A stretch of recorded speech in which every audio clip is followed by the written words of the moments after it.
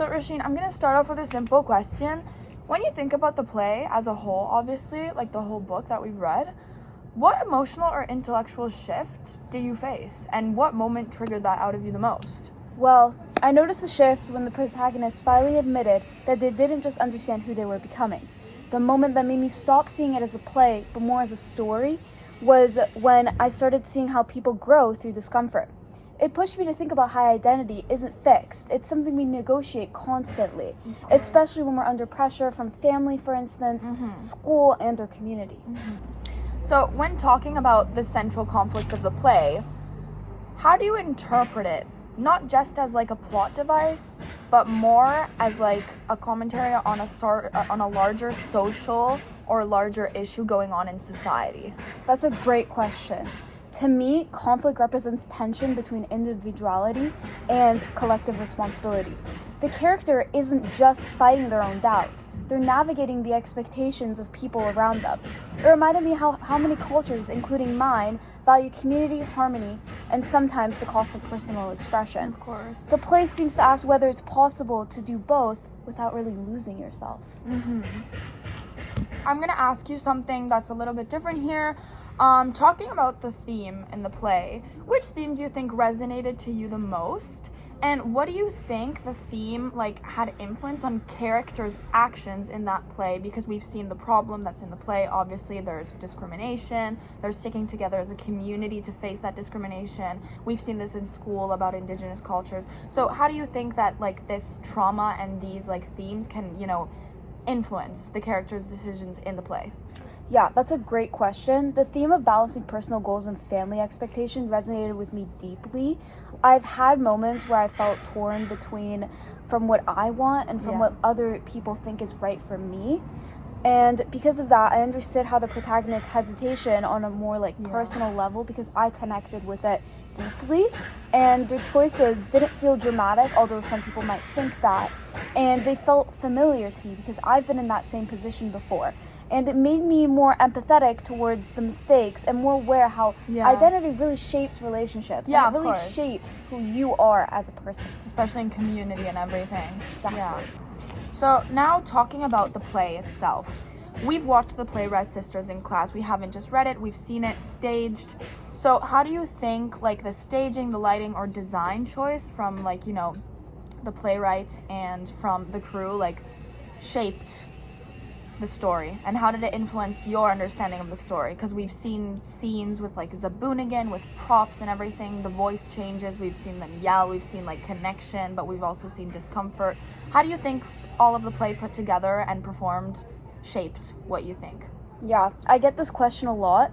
The lighting almost acted as a narrator. Whether the characters feel trapped, the lights narrowed the cold, sharp focus, which symbolized the emotional pressure closing in with them, because obviously they were in a bit of a harsh situation with them being on the res and not having basic things like toilets. Yeah, exactly. And we see this a lot with irony in the play too. Exactly. Yeah, this is a very key factor.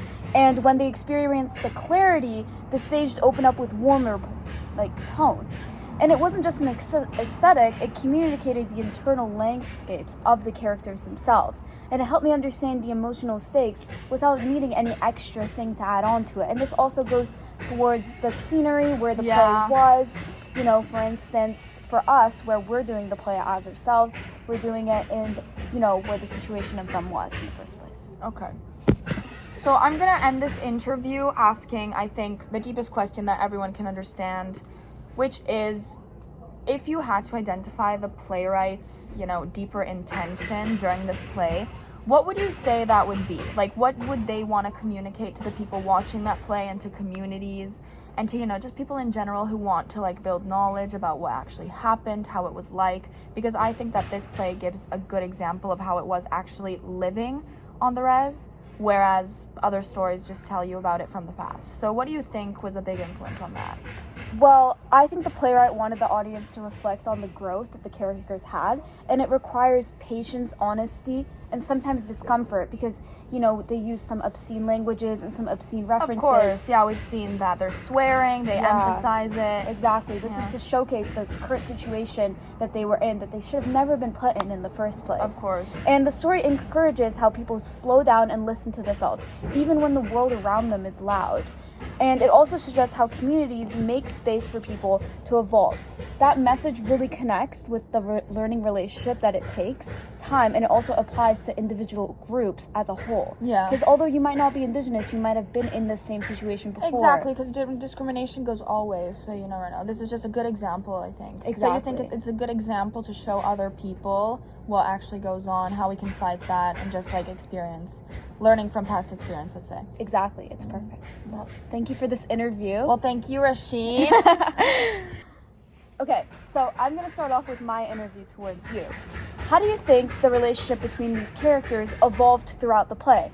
As we know, they did go through some ups and downs. I want to hear what you think about this. Of course. So first of all, I noticed that the relationships didn't change in such dramatic ways, whereas they shifted slowly through misunderstandings, through sisters, like we've seen in the play, obviously their family, apologies, and just moments of honesty. So basically, that felt really realistic to me, honestly, because we can see this in everyday life. And it showed me that people learn through each other from mistakes, and that we're all human beings at the end of the day.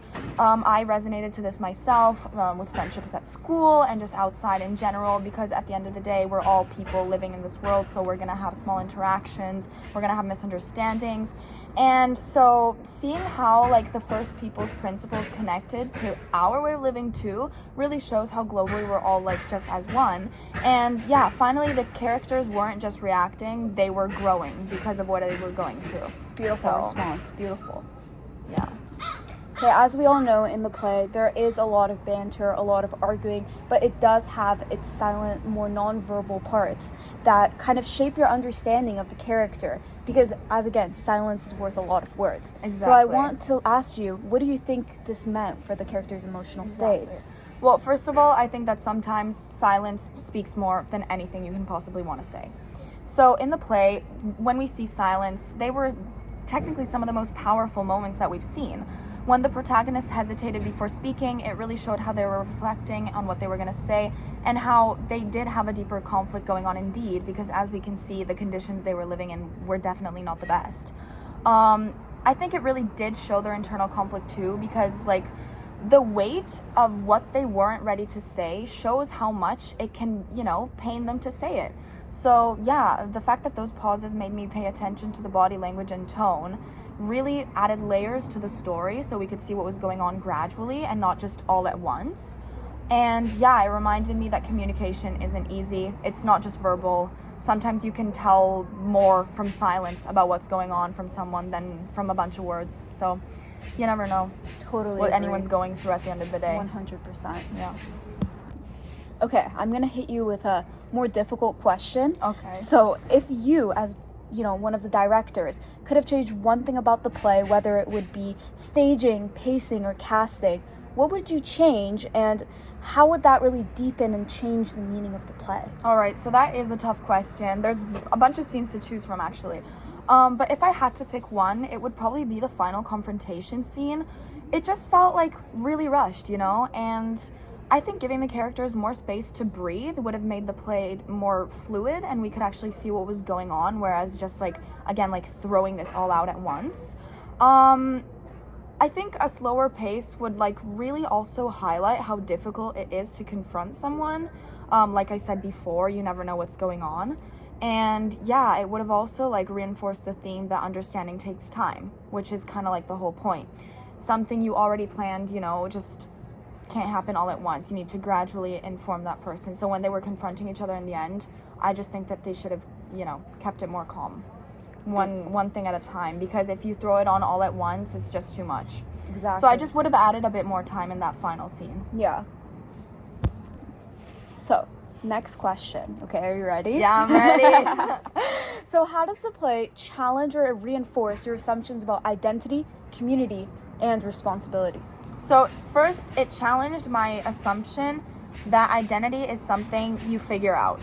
Because once you're there, like, you shape your identity. Like, once you're in this world, you do shape your identity. The play, I mean, it really showed how community, the people around you, the environment around you, how you're raised, language, culture, everything really shape who you are. And that's why, like, a beautiful thing about this is that we're all different. But again, it reinforces the fact that sometimes it's not easy. We could see this for them, for example, on the res.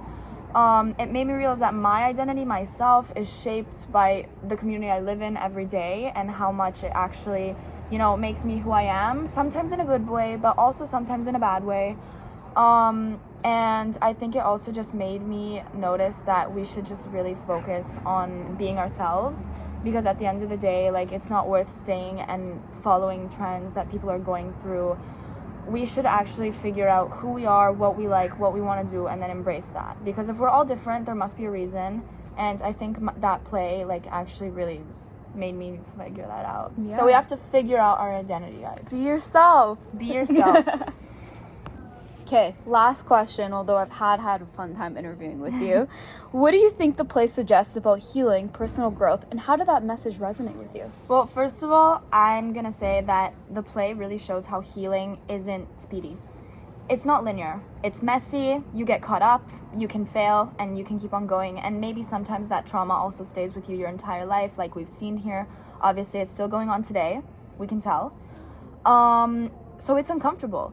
I think people take small steps forward and try to solve it, you know, every day. And we could see this even in the play, you know, how they wanted to get out. But the bond of sisterhood, you know, it stopped them. Because at the end of the day, you're not going to leave your home, even though there's trauma there. Sorry, I'm going a little bit off topic, but, you know, that's just a big part of it. It's a sensitive topic. Of course, Yeah. I know. And so, well, talking about growth again, I just really think that it's not about perfection. It's about what you do in order to accomplish it. Because at the end of the day, like I've mentioned before, it's about identity. It makes you who you are.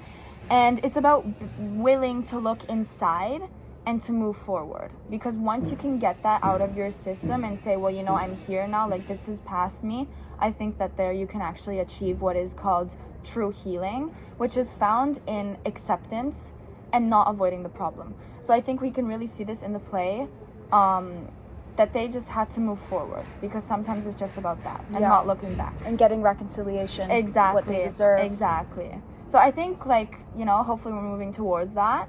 But yeah, I think this play that just, you know, really made me realize in general how much it takes, because it takes time. So again, that's all I'm going to say. Beautiful, beautiful. Takes Thank you time, so it's much. messy, but you know, it gets Thank you there. so much. Thank you so much for interviewing me. Of course, I'm glad to be.